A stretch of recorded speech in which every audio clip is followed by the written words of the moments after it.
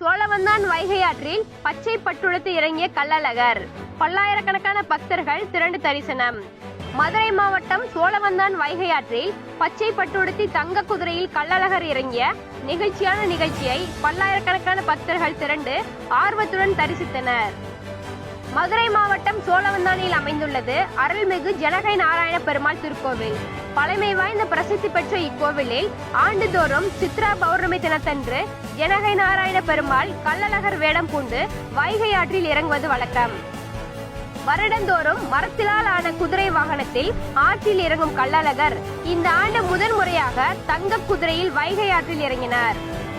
முன்னதாக ஜனகை நாராயண பெருமாள் கோவிலில் பச்சை பட்டுடுத்தி புறப்பட்ட கள்ளழகர் பல்வேறு மண்டபங்களில் பக்தர்களுக்கு ஆசி வழங்கிவிட்டு பல்லாயிரக்கணக்கோர் திரண்டிருந்த வைகை ஆற்றில் இறங்கினார்.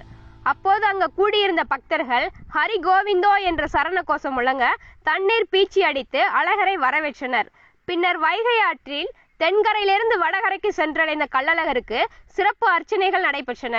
முதன் முறையாக தங்க குதிரையில் ஜனகை நாராயண பெருமாள் கள்ளழகர் வேடம் பூண்டு பச்சை பட்டுடுத்தி வைகை ஆற்றில் இறங்கியதால் இந்த ஆண்டு பக்தர்கள் கூட்டம் கணிசமாக உயர்ந்திருந்தது என்பது குறிப்பிடத்தக்கது.